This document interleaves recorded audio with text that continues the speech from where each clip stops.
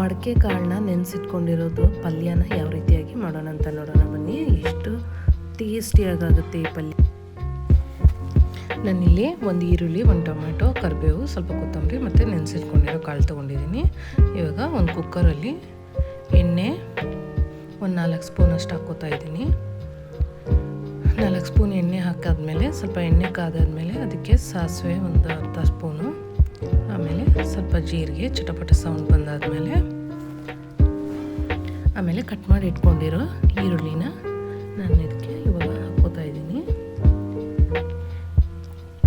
ಚಿಕ್ಕದಾಗಿ ಕಟ್ ಮಾಡಿಕೊಂಡ್ರೆ ಚೆನ್ನಾಗಿರುತ್ತೆ ಈ ಪಲ್ಯಕ್ಕೆ.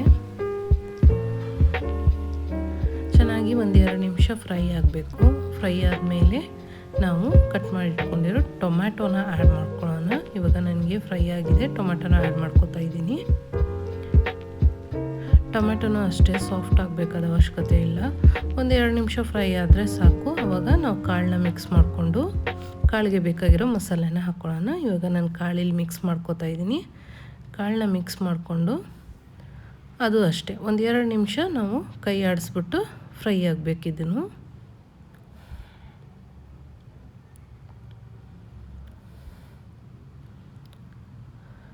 ಕಾಳುಗಳಿಗೆಲ್ಲ ಎಣ್ಣೆ ಹತ್ತಾದ್ಮೇಲೆ ಸ್ವಲ್ಪ ನಾನು ಅರಿಶಿನ ಪೌಡ್ರು ಒಂದು ಅರ್ಧ ಸ್ಪೂನಷ್ಟು, ಆಮೇಲೆ ನಾನಿಲ್ಲಿ ಚಿಲ್ಲಿ ಪೌಡರ್ನ ಯೂಸ್ ಮಾಡ್ತಾಯಿದ್ದೀನಿ. ಇದು ಮನೆಯಲ್ಲೇ ಮಾಡಿಟ್ಕೊಂಡಿರೋ ಚಿಲ್ಲಿ ಪೌಡರು.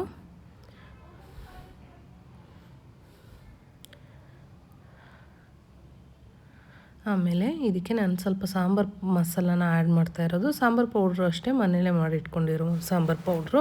ನಾನು ಸಾಂಬಾರು ಪೌಡ್ರು ಮತ್ತು ಖಾರ ಪೌಡ್ರದ್ದು ರೆಸಿಪಿನೂ ಒಂದು ಸತಿ ಹಾಕ್ತೀನಿ, ಅಪ್ಲೋಡ್ ಮಾಡ್ತೀನಿ. ಆಮೇಲೆ ಇವಾಗ ರುಚಿಗೆ ತಕ್ಕಷ್ಟು ಉಪ್ಪು.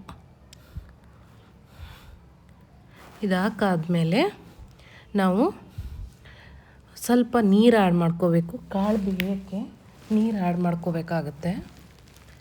ಸ್ವಲ್ಪ ನೀರು ಆ್ಯಡ್ ಮಾಡಿಕೊಂಡು ಸ್ವಲ್ಪ ಅರ್ಧ ಕೊತ್ತಂಬರಿನ ನಾನು ಸೇರಿಸ್ಕೊಂಡು 2 ವಿಸಲ್ಗೆ ನಾನು ಬಿಡ್ತಾಯಿದ್ದೀನಿ. ಇವಾಗ 2 ವಿಸಲ್ ಬಂದಾದಮೇಲೆ ನಾವು ಇದನ್ನು ಇದು ಮಾಡೋಣ.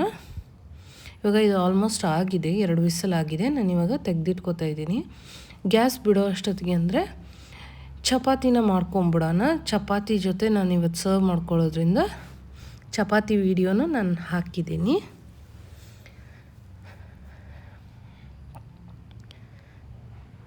ಚಪಾತಿ ನೀಟಾಗಿ ಲಟ್ಟಿಸ್ಕೊಂಡ್ಬಿಟ್ಟು ಬೇಯಿಸ್ಕೊಂಡ್ಬಿಟ್ರೆ ನಮ್ಮದು ಡಿನ್ನರ್ ರೆಡಿ ಆಯಿತು.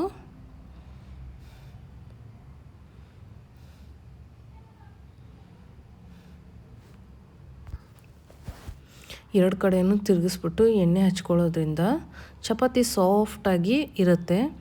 ಎಣ್ಣೆ ಯೂಸ್ ಮಾಡಲಿಲ್ದವರು ಡ್ರೈ ಚಪಾತಿ ಮಾಡಿಕೊಂಡ್ರೆ ನೀವು ಆದಷ್ಟು ಬೇಗ ತಿನ್ಕೊಂಬಿಡ್ಬೇಕು.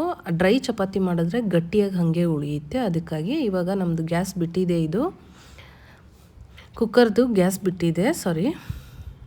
ಇವಾಗ ನಾನು ಇದನ್ನು ಕೊತ್ತಂಬರಿ ಹಾಕ್ತಾಯಿದ್ದೀನಿ. ಉಳಿದಿರೋ ಕೊತ್ತಂಬರಿನ ಇದಕ್ಕೆ ಆ್ಯಡ್ ಮಾಡಿಕೊಂಡು ನಾನು ಸರ್ವಿಂಗ್ ಬೌಲ್ಗೆ ಹಾಕೋತೀನಿ. ಮೇಲೆ ಹಸಿ ಕೊತ್ತಂಬರಿ ಉದಿಸ್ಕೊಳ್ಳೋದ್ರಿಂದ ಟೇಸ್ಟು ಚೆನ್ನಾಗಿರುತ್ತೆ, ಆಮೇಲೆ ಆ ಫ್ಲೇವರು ತುಂಬ ಚೆನ್ನಾಗಿ ಬರುತ್ತೆ. ಸೊ ಅದಕ್ಕೆ ನಾನು ಯಾವುದೇ ತರಕಾರಿ ಪಲ್ಯ ಮಾಡಿದ್ರೂ ಮೇಲೆ ಕೊತ್ತಂಬರಿನ ಲಾಸ್ಟಿಗೆ ಉದುರಿಸ್ತೀನಿ.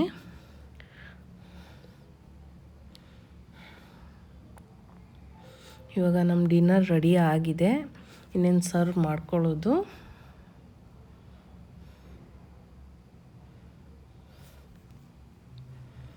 ಈ ಪಲ್ಯ ತುಂಬಾ ಚೆನ್ನಾಗಾಗುತ್ತೆ, ತುಂಬಾ ಟೇಸ್ಟ್ ಆಗುತ್ತೆ.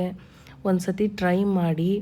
ಚಪಾತಿ ಜೊತೆ, ಇಲ್ಲಾಂದರೆ ಜೋಳ ರೊಟ್ಟಿ ಜೊತೆ, ಇಲ್ಲ ರಾಗಿ ರೊಟ್ಟಿ ಜೊತೆ, ಇಲ್ಲಾಂದರೆ ಅಕ್ಕಿ ರೊಟ್ಟಿ ಜೊತೆ ನೀವು ಸಾಫ್ಟಾಗಿ ಇರೋದ್ರ ಜೊತೆ ಚೆನ್ನಾಗಿ ತಿನ್ಬೋದು. ಆಮೇಲೆ ರೈಸು, ಸಾಂಬಾರು, ದಾಲು, ಇಲ್ಲಾಂದರೆ ರಸಮ್ಮು ಅದಕ್ಕೂ ನಂಚ್ಕೊಳ್ಳೋಕ್ಕೆ ಈ ಪಲ್ಯ ತುಂಬಾ ಚೆನ್ನಾಗಿರುತ್ತೆ.